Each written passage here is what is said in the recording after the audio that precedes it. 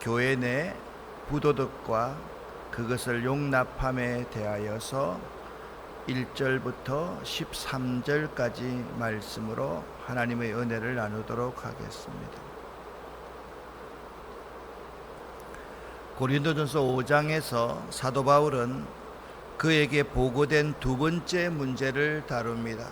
첫 번째 문제는 교회의 분열, 교인들의 분열 문제였습니다. 두 번째 문제는 음행에 관한 것이었는데, 더욱 바울 사도를 격노케 한 것은 그것을 고린도 교회 전체가 용납하고 도리어 뻔뻔스럽게 자랑스러워한 일이었습니다. 그런데 아마도 이 일에 연루된 사람이 고린도 교회의 고위층에 있는 사람이었던 것 같습니다. 교회 내에서 고위층이라는 말은 어울리지 않지만 이렇게 표현해야 맞는 것 같습니다. 그러니까 고린도 교회 내에 아무런 영향력 없는 그러한 사람이 아니라 아주 영향력 있는 사람이 이런 일을 행했기 때문에 그렇다는 것입니다. 고린도전서 4장에서 바울은 자신이 고린도 교회 교인들에게 1만 서성을 넘어 아비 같은 서성이다, 그들을 낳은 마음을 가졌으며 그들 스스로를 배에 잉태하여서 280일 동안 그들 스스로를 섬겼던 마음으로 건면한다라고 이야기하고 있습니다. 그리고 오늘 고린도전서 5장에서는 실제로 고린도 교회의 여러 문제들을 바로잡기 위한 건면을 시작합니다. 4장 마지막에서 이렇게 말을 합니다. 내가 자녀를 훈계하며 매질하듯 그들의 잘못을 바로 잡을 것인가? 여러분 스스로가 행동을 하십시오 라고 말했던 사도 바울은 드디어 칼을 빼드는 심정으로 고린도 전서 5장의 이야기를 합니다. 잠언 27장 5절 말씀을 보면 이런 말씀이 있습니다. 면책은 숨은 사랑보다 나으니라는 말씀이 있습니다. 이 면책이라는 것은 훈계와 징계를 의미하는데요, 훈계와 징계는 숨겨진 사랑보다 더 낫다. 누군가의 허물을 덮어주는 것은 큰 사랑이 맞습니다. 그러나 그 허물을 용납하고 그 허물을 계속 덮어주었을 때 결국 그 허물로 인해서 그 사람과 그 사람이 속한 공동체에 큰 어려움을 겪게 되는 것이 분명하다면 사랑과 용기를 가지고 그 잘못을 훈계하고 징계하여 바로 잡을 수 있도록 돕는 것은 오히려 그냥 덮어주고 뒤에서 챙겨주는 사랑보다 낫다라고 말씀하고 있는 것입니다. 자, 5장 1절부터 시작합니다. 문제의 실상은 음행과 그것을 교회 내에서 용납하고 있다라는 사실입니다. 1절부터 5절을 쉬운 성경에서 읽어보겠습니다. 여러분 사이에 음행이 있다는 소문이 들립니다. 어떤 사람이 계모를 데리고 살고 있다고 하는데 그와 같은 음행은 이방인들 사이에서도 볼 수 없는 일입니다. 그런 사실을 알고도 여러분은 자만하고 있습니까? 오히려 여러분은 슬퍼하고 이런 음행을 행한 사람을 여러분 가운데서 쫓아내야 하지 않겠습니까? 내가 비록 몸은 여러분에게서 떨어져 있지만 마음으로는 여러분 곁에 있어 마치 내가 그곳에 있는 것처럼 이미 이런 짓을 행한 사람을 심판하였습니다. 여러분이 우리 주 예수님의 이름으로 함께 모이고 나의 마음이 우리 주 예수님의 권능으로 여러분과 함께 있으니 그 사람을 사탄에게 내어주어 그 사람의 죄의 본성은 멸망당하더라도 영혼은 우리 주님의 날에 구원받게 해야 할 것입니다. 아멘. 5절 말씀이 이 면책의 아주 중요한 목적을 잘 말씀해 주고 있습니다. 사도 바울은 범죄자에 대하여 교회가 적절히 권징할 의무가 있음을 오늘 1절부터 5절께서 말씀하고 있습니다. 1절부터 5절에서는 권징의 방법과 목적을 그 교인들에게 제시하고 있습니다. 권징은요, 지도자 혼자 처리하는 것이 아니라 공동체적으로 처리해야 될 문제이며 주님의 명예에 관한 것이기 때문에 예수 그리스도의 이름으로 시행되어야만 합니다. 이 말은 무슨가 하면 권징은 잘라내고 정죄하고 죽여버리고 이게 아니라 예수 그리스도의 사랑과 용납함을 기초로 해서 권징이 이루어져야 된다라고 말하고 있는 것입니다. 징계는요, 공식적으로 알려지는 문제이기 때문에 은밀하게 할 수 있는 문제가 아닙니다. 공식적으로 죄를 지은 범죄자에게 해명할 수 있는 기회를 주어야만 합니다. 오늘날 그렇지 않는 경우가 많죠. 그냥 문제가 있으면 그것을 인터넷에 터뜨려버리고 교인들한테 편지해버리고 이렇게 해서 그 사람의 명예를 처음부터 그냥 아예 깡그리 무시해버리는데, 그게 아니라 해명할 수 있는 기회를 공동체에서 주어야 되고, 그 당사자가 회개하기를 거절하면 그를 성도의 교제에서 고립시켜야 한다라고 말하는 것입니다. 그러니까 세상 법정에 나가가지고 그걸 해결하는 것이 아니라 그를 교회 공동체 안에서 고립을 시켜야 된다. 권징의 목적은 징벌이 아니라 구원에 있다. 즉 교인 한 사람 잃어도 좋다는 식이 아닙니다. 그 죄인을 회개의 자리에 이르게 하여 심판의 날에 상을 잃지 않게 하려는 것입니다. 그렇게 하지 아니하면 결국 그 범죄자를 멸망으로 방치하는 것이요, 교회도 그 죄악의 전념으로 파멸하게 하는 것이 되는 것입니다. 오늘 5절에 사탄에게 내어준다라는 말씀은 범죄자를 지옥으로 보낸다, 그냥 못쓰게 만든다, 그런 의미가 아닙니다.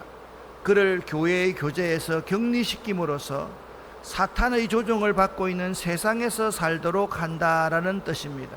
그리고 육신을 멸하고는, 이 말씀은 사람은 원래 죄악된 본성을 가지고 있기 때문에 그럴 수도 있지만 그럴 수도 있기 때문에 그에게 회개할 수 있는 기회, 해명할 수 있는 기회를 꼭 주어야만 한다라고 사도 바울은 분명히 말씀하고 있는 것입니다. 그래서 이 권징의 행위는 범죄자를 교회 내에서 격리시키는 것이기 때문에 교회의 순결을 지키는 것과 긴밀한 관련이 있습니다. 교회의 순결을 지키기 위해서 사도 바울은 이렇게 분명히 명령합니다. 묵은 누룩을 내어버리라 라고 말씀하고 있습니다. 그러면 묵은 누룩을 내어버린다라는 뜻이 어떤 뜻이 있겠습니까? 6절부터 8절까지를 쉬운 성경에서 한번 읽어보도록 하겠습니다. 함께 읽습니다. 여러분이 자랑하는 것은 옳지 않습니다. 적은 양의 누룩이 반죽 덩어리 전체를 부풀게 한다는 속담을 알지 못하십니까? 여러분은 새 반죽이 되기 위해 묵은 누룩을 없애버리셔야 합니다. 유월절 어린 양이신 그리스도께서 죽으셨으므로 사실 여러분은 누룩이 들어있지 않는 새 반죽이 되었습니다. 그러므로 악의와 악독으로 가득 찬 묵은 누룩이 아니라 성실함과 진리로 가득한 누룩이 들어있지 않는 빵으로 유월절을 지킵시다. 아멘. 여러분, 참 좋은 말씀입니다. 예수 그리스도가 우리를 위해서 십자가에 죽으심으로 말미암아 우리는 묵은 누룩이 아니라 새 누룩이 되었다라는 것입니다. 우리의 주인이 예수 그리스도이기 때문에 그렇습니다. 위 본문에서 6절부터 8절에서 바울이 권고하는 바는 고린도 교회는 음행의 사실을 알고도 그 사람이 아주 영향력이 크다는 사실 때문에 그것을 묵인하고 도리어 그 어리석은 관용의 정신을 자랑하고 있었던 것입니다. 그래요, 우리 교회는 이런 잘못이 더 이렇게 덮어져요. 그 나이 말씀가 들은 사람, 교회의 경험이 있는 사람, 경륜이 있는 사람이 오히려 그런 말을 하면서 여론을 주도해 가고 있더라라는 것입니다.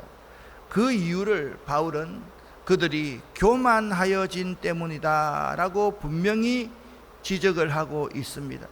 즉 그 죄를 자기들의 품에 안고서도 그것을 이길 수 있는 양 방치해 둔 사실을 말하는 것입니다.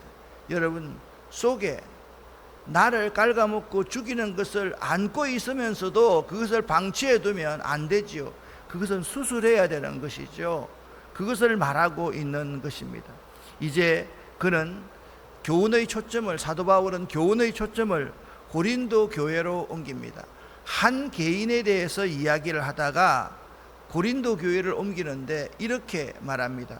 유월절 양 그리스도께서 희생이 되셨으므로 십자가 위에서 대속의 죽음을 당하셨으므로 너희는 이미 누룩 없는 자가 되었고 그 은혜로 말미암은 신분에 걸맞게 하기 위해서 묵은 누룩, 죄, 그 범죄를 내어버리라 그렇게 명령합니다.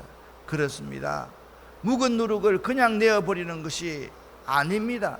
과거에 우리 죄인된 모습으로는 묵은 누룩을 내어버릴 수가 없습니다.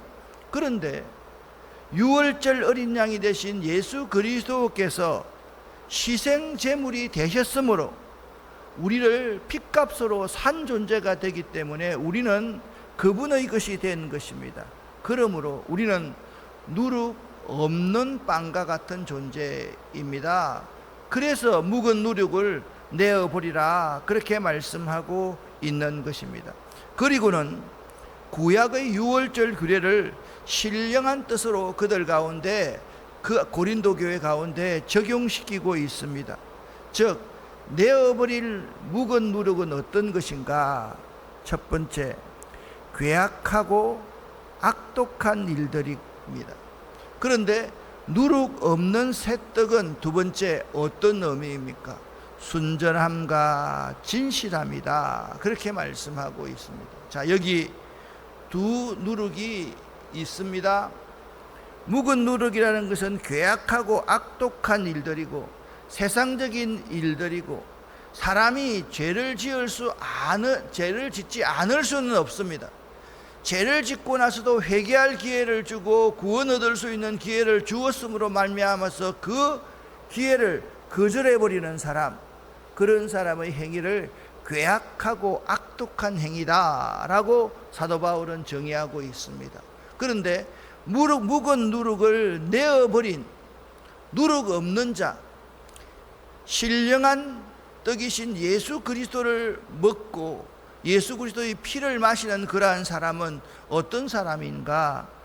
예수님처럼 순전함과 진실함을 가지고 있는 사람이다 말씀하고 있습니다. 여러분, 중요한 것이 하나 있습니다. 우리 모두는 다 죄를 지었습니다. 우리 모두는 다 죄를 지을 수 있는 존재입니다. 그런데 한쪽에 있는 사람은 예수의 보혈이 덮여져 있는 사람이고 한쪽에 있는 사람은 예수의 보혈과 전혀 상관없는 사람이라는 것입니다. 죄인인 이 사람에게 굳이 음행이라는 말을 하지 않더라도 예수 그리스도의 보혈을 덮으면 이 사람은 반드시 회개하게 되고 진실함과 순전함이 이 사람 속에 있게 된다라는 말씀입니다. 그런데 회개를 거절하고 자꾸 자기를 변명하고 이유를 대고 자기를 변호하는 이러한 사람들은 아주 악독하고 괴악한 사람이다 라고 말하고 있다라는 사실입니다. 바로 여기서 사도 바울은 예수 그리스도의 살과 피를 먹은 성도가, 누룩 없는 사람들은 예수 그리스도의 살과 피를 먹은 성도라 말씀하고 있습니다. 이 사람은 한평생 거룩하게 하나님께 드려진 사람, 나시린이 된 사람이기 때문에 항상 거룩함과 진실함을 가지고 있어야 된다라고 말씀하고 있습니다. 우리 힘으로 이렇게 거룩하고 진실하게 될 수 있을까요? 아닙니다. 성령 하나님의 도우심으로 우리가 거룩하고 진실한 사람이 될 수 있는 것입니다. 이것은 곧 성도의 모든 생활이 누룩 없는 잔치여야 한다라는 것입니다. 누구 때문에요? 예수님으로 말미암아, 예수님 때문에, 예수의 보혈로 말미암아서 유월절 어린 양이신 예수 그리스도의 대속의 그 사건으로 말미암아서 누룩 없는 잔치를 할 수 있어야 된다. 그러니까 우리 하나님께서 구약 성경에 이런 말씀을 하셨습니다. 내가 거룩하니 너희도 거룩하라, 그렇게 말했습니다. 그러니까 우리가 거룩한 존재가 아닙니다. 우리가 우리 스스로 거룩하게 될 수가 없습니다. 그런데 하나님은 말합니다. 내가 거룩하니 너희가 거룩하라 라는 말씀은 너희가 내 안에 들어와라, 내 말씀 안에 들어와라, 예수 안에 들어와라, 주님 안에 들어와라. 그러면 너희 같은 죄인들도 어렵게 여겨주겠다, 하나님께서 말씀하고 계신 것입니다. 한편 바울이 고린도 교회 내 문제에 대한 해결책으로 1장부터 4장까지 해서 그런 말 했지 않습니까? 교회 분열이 있는 이유가 무엇입니까? 그리스도의 십자가에 대해서 이해를 잘못했기 때문에 분열이 있습니다. 십자가가 어떤 것입니까? 하나 되는 복음이 아닙니까? 이렇게 주장했습니다. 마찬가지입니다. 5절에서도 이렇게 말씀합니다. 유월절 어린 양이신 그리스도께서 죽으셨으므로. 참 문제 해결은 항상 예수 그리스도의 십자가에 있다. 예수 그리스도의 십자가를 잘 이해하면, 자, 십자가의 목적이 무엇입니까? 잘라내는 것입니까? 정죄하는 것입니까? 아닙니다. 무엇입니까? 죄인을 구원하기 위한 것이 십자가의 중요한 목적이라는 사실입니다. 그래서 유월절 어린 양이신 예수 그리스도의 그 귀한 사건을 우리 마음속에 명심하고 또 명심하면 우리는 진정한 사랑이 잘못을 용납하는 것이 아니라, 진정한 사랑은 그것이 암덩어리일 때는 수술하는 것도 사랑이다, 그렇게 말씀하고 있는 것입니다. 구속자의 희생이 순결함과 진실을 위한 가장 좋은 충고라는 사실을 잘 한번 생각해 보시기를 바랍니다.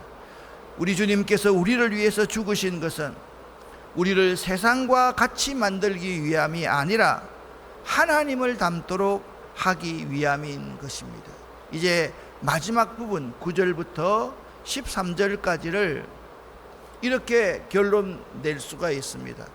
여러분 중에서 악한 자를 쫓아내십시오. 자, 첫 번째는 어떤 명령을 했습니까?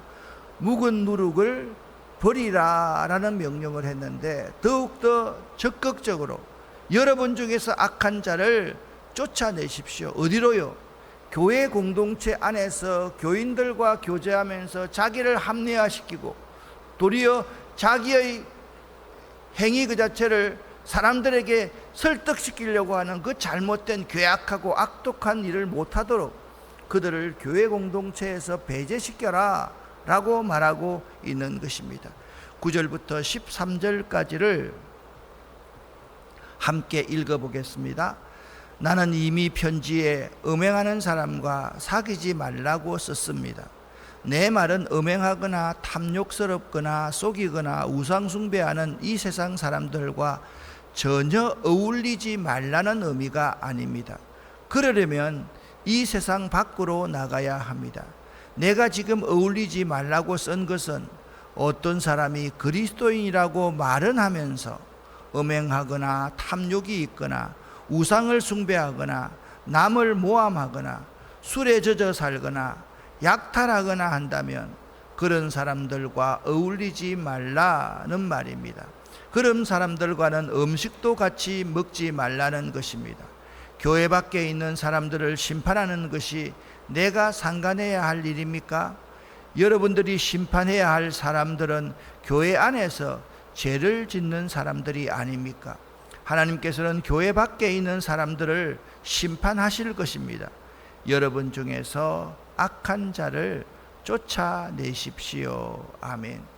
여기 사도 바울이요, 굉장히 이 교회 내에서의 문제를 확대시켜서 잘 해석해 주고 있습니다. 고린도 교회와 같이 음탕하고 그나마 성도가 극소수에 지나지 않는 도시에서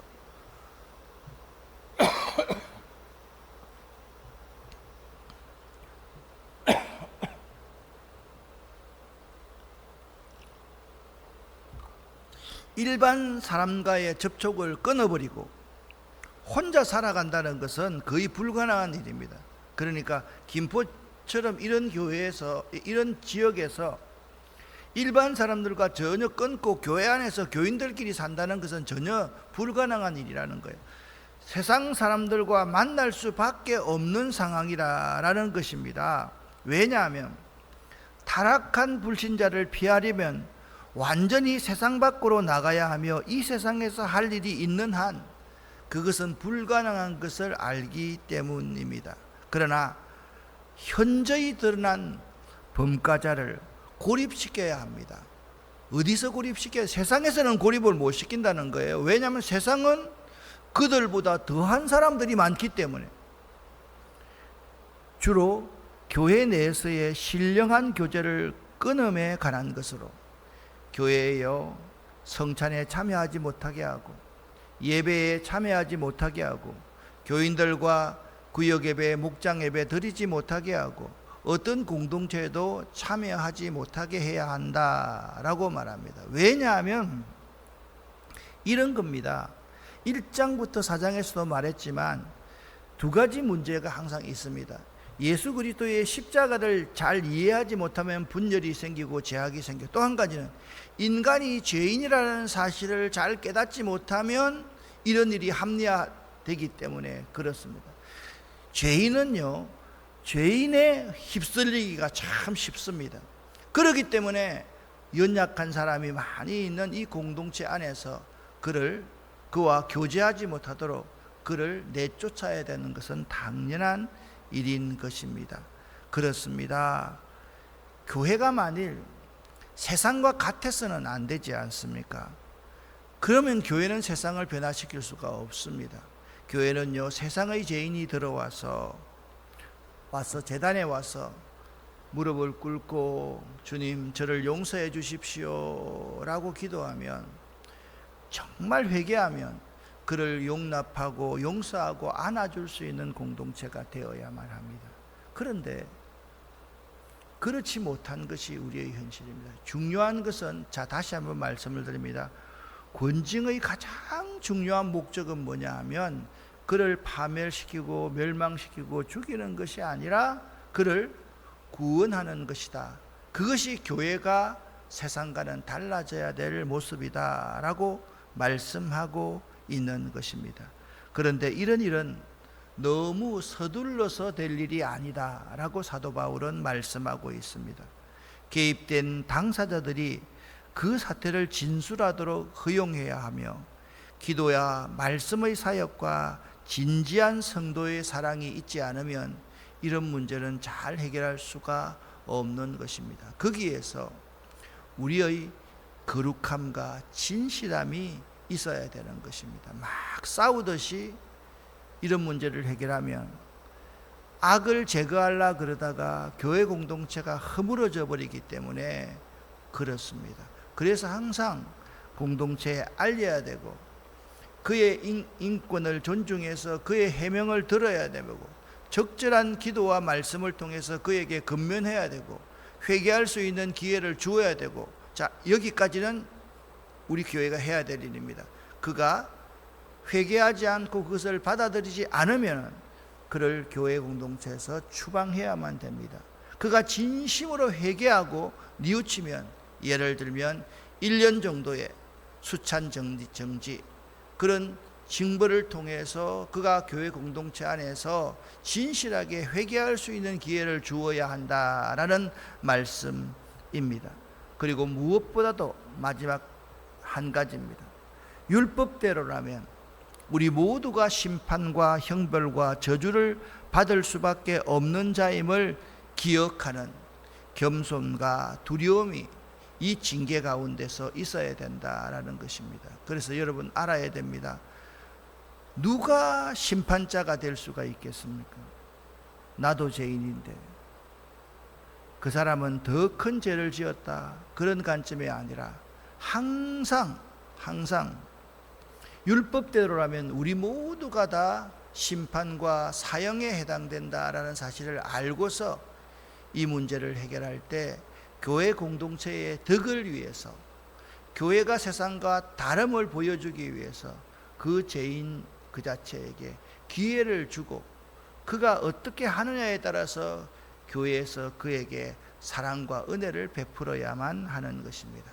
참 어려운 문제가 고린도전서 5장의 해석입니다. 그렇지만 우리는 이 사도 바울의 귀한 해법을 명심하고 또 명심할 수 있기를 예수 이름으로 간곡히 부탁을 드립니다. 어제 장례식을 6시 40분에 출발해서 한 8시 반에 돌아올 때까지 우리 목사님들, 전도사님들, 우리 집사님들이 잘 다녀왔습니다.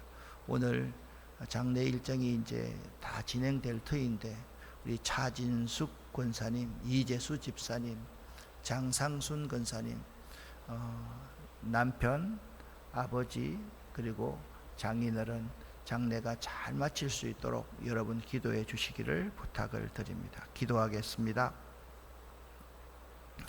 하나님 아버지, 참 어려운 문제 고린도전서 5장을 강해했습니다. 이 말씀을 잘 이해하고 받아들여서 유월절 어린 양이신 우리 예수 그리스도께서 어떻게 무슨 일을 행하셨는지, 우리의 죄를 대속하기 위해서 십자가의 희생제물이 되셨음을 기억하고, 또 한편으로는 그 희생제물이 없었다고 한다면 우리는 다 죽을 수밖에 없는 몸임을 명심하면서 이런 범죄자의 문제를 대응할 수 있도록 도와주시옵소서.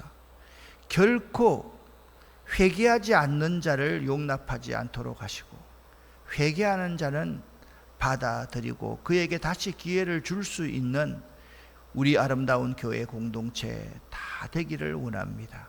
오늘도 우리가 기도할 때 하나님 우리 가운데 역사하여 주시옵소서. 우리의 기도에 응답하여 주시옵소서. 비가 와서 이 자리에 나오지 못한 성도들까지도 하나님 은혜 위에 은혜를 더하여 주시옵소서. 예수 그리스도 이름으로 축복하옵고 간절히 기도 올립니다. 아멘.